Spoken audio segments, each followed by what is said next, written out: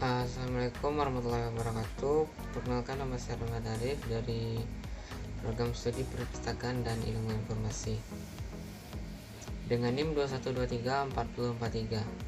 Video ini dibuat bertujuan untuk memenuhi tugas dari mata kuliah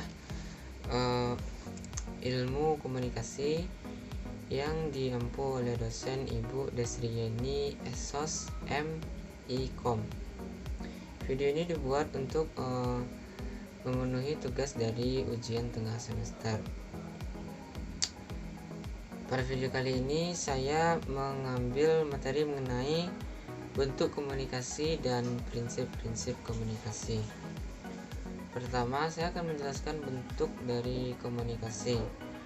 Satu, komunikasi personal. Komunikasi personal terbagi menjadi dua. Yang pertama yaitu komunikasi intrapersonal atau adalah suatu komunikasi yang dilakukan dengan diri sendiri. Maksudnya di sini sebagai contohnya dalam kita berpikir atau berdoa kepada Tuhan.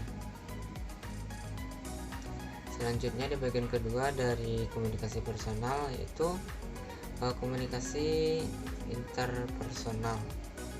Komunikasi ini yang sering kita gunakan atau umum digunakan adalah suatu komunikasi yang dilakukan oleh dua individu atau lebih dengan adanya pesan dan penerima pesan dalam komunikasi tersebut. Selanjutnya komunikasi massa. Dalam komunikasi massa penyampaian pesan lebih cepat dan juga bersifat umum. Komunikasi massa menggunakan media massa untuk menyampaikan informasinya. Selanjutnya yaitu komunikasi medio. Menurut Black and Harrison, komunikasi medio bisa dikategorikan yaitu telepon. Telepon sendiri diklarifikasikan sebagai komunikasi medio dikarenakan medio dari bahasa Latin yang berarti pertengahan. Komunikasi medio terletak di antara komunikasi massa dan komunikasi tatap muka. Komunikasi medio ditandai dengan adanya perkembangan teknologi di mana penyampaian pesan juga lebih cepat dilakukan, namun lebih bersifat privasi atau pribadi. Sebagai contohnya dalam penggunaan teknologi zaman sekarang yaitu telepon seluler, surat elektronik atau SMS, atau juga email dalam bentuk surat elektronik. Selanjutnya menggunakan aplikasi-aplikasi yang berbasis penyampaian pesan yang sedang berkembang pesat di zaman sekarang. Selanjutnya yaitu masih dalam bentuk komunikasi. Selanjutnya ada komunikasi publik. Komunikasi publik adalah komunikasi yang sengaja dilakukan di hadapan umum bertujuan untuk menyampaikan suatu informasi kepada khalayak ramai. Komunikasi publik biasanya digunakan dalam instansi atau organisasi formal dengan bertujuan untuk mempengaruhi para pendengar untuk bisa sesuai arahan dari penyampaian dari si penyampai komunikasi. Selanjutnya yaitu ada komunikasi global dan komunikasi internasional antar budaya. Komunikasi global, internasional dan antar budaya ini lebih menggunakan bentuk komunikasi medio dalam penyampaiannya, sehingga dapat mencangkup wilayah yang besar atau luas antar benua bahkan. Dan komunikasi ini juga menggunakan alat seperti alat elektronik untuk penyampaian komunikasi atau pesannya. Baiklah, selanjutnya saya akan membahas mengenai prinsip-prinsip komunikasi. Yang pertama yaitu komunikasi adalah proses mulut. Memiliki arti bahwa tidak semua simbol memiliki makna yang khusus, namun ada beberapa simbol yang memiliki makna dan itu bersifat komunikasi. Sebagai contohnya yaitu lambang negara atau bendera. Sebagai contohnya yaitu lambang negara Indonesia, burung garuda yang memiliki makna-makna Pancasila di dalamnya. Selanjutnya, setiap perilaku mempunyai potensi komunikasi. Tidak selalu kita dapat berkomunikasi dan tidak berarti semua yang kita lakukan adalah komunikasi. Komunikasi terjadi apabila kita atau orang lain memberi tanggapan terhadap apa dan orang lain lakukan kepada suatu hal yang dapat menimbulkan terjadinya interaksi dan berkomunikasi. Selanjutnya yaitu komunikasi punya dimensi isi dan dimensi hubungan. Maksudnya di sini adalah dimensi isi adalah pesan atau isi dari komunikasi itu sendiri, sedangkan dimensi hubungan adalah cara atau bagaimana si penerima pesan atau komunikasi itu dapat menanggapi pesan yang kita sampaikan, sehingga terjadilah hubungan di mana dimensi isi dan dimensi hubungan saling keterkaitan.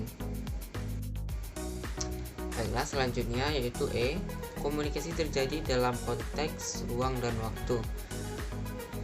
Komunikasi harus juga memahami tentang konteks ruang dan waktu. Sebagai contohnya, acara lucu-lucuan seharusnya tidak dilakukan di ruangan tempat beribadah atau tempat yang dianggap sakral bagi umat beragama. Dan juga waktu, mengenai waktu sendiri seharusnya komunikasi dilakukan pada waktu-waktu yang dianggap sopan. Sebagai contoh waktu yang sopan adalah di waktu tengah malam, di mana kita mencoba menghubungi seseorang. Mungkin seseorang itu akan merasa terganggu dengan nada dering ponsel akibat dari kita menelpon seseorang tersebut. Selanjutnya, komunikasi melibatkan prediksi peserta komunikasi. Maksudnya komunikasi melibatkan prediksi peserta komunikasi adalah ketika orang-orang berkomunikasi, mereka meramalkan efek dari perilaku komunikasi mereka. Dengan kata lain, komunikasi juga terikat oleh aturan-aturan atau tata krama. Artinya orang-orang memiliki strategi tertentu dalam menyampaikan bagaimana orang yang menerima pesan akan merespon. Sebagai contohnya, menggunakan tata krama dalam komunikasi adalah Anda tidak dapat menggunakan kata yang bersifat sepadan kepada teman, kepada orang lebih tua. Contohnya, menyebut orang lebih tua dengan kata kamu atau lu itu sangat tidak sesuai dengan tata krama dalam berkomunikasi di masyarakat. Selanjutnya yaitu G, komunikasi bersifat sistematis. Ada dua sistem dasar dalam melakukan transaksi komunikasi. Yang pertama yaitu sistem internal, adalah suatu sistem yang dibawa oleh seseorang individu ketika ia memasuki sistem situasi komunikasi. Sistem internal mengandung semua unsur-unsur yang membentuk individu yang unik, kepribadian, inteligensi dan pengetahuan, agama, dan lain-lain, yang pada dasarnya kita hanya dapat menduganya lewat kata-kata yang diucapkan atau perilaku yang ditunjukkan. Selanjutnya yaitu sistem eksternal, dari unsur-unsur dalam lingkup di luar individu, termasuk kata-kata lain yang ia pilih dan untuk pembicaraan, isyarat fisik peserta komunikasi, kegaduhan di sekitarnya, dan penataan ruangan, cahaya, dan temperatur ruangan.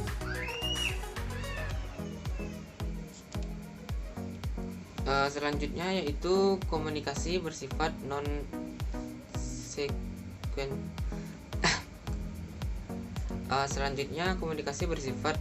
sekuensial. Maksudnya di sini adalah komunikasi manusia dalam bentuk dasarnya bersifat dua arah. Penerimaan pesan sebenarnya memberi pesan juga pada saat yang sama, yaitu lewat perilaku nonverbal mereka. Komunikasi bersifat sirkular dalam arti tidak mengandung satu arah, akan tetapi melibatkan merespon atau menangkap sebuah bukti bahwa pesan yang dikirimkan itu diterima atau dimengerti oleh si penerima pesan tersebut.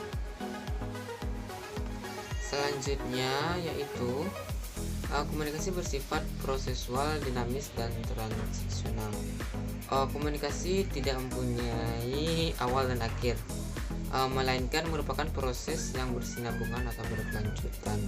Komunikasi terjadi sebenarnya bersifat artifisial dalam arti bahwa kita mencoba menggambarkan sesuatu dengan diam atau statistis dari proses tersebut dengan maksud untuk menganalisa kerumitan peristiwa dengan menonjolkan komponen-komponen yang penting, sehingga para penerima pesan akan dapat lebih mudah untuk mengerti apa yang kita sampaikan.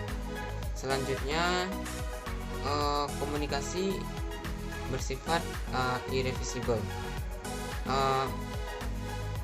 Setiap orang dapat melakukan komunikasi, namun tidak semua orang dapat melakukan komunikasinya dengan baik dan tidak menyakiti hati orang lain.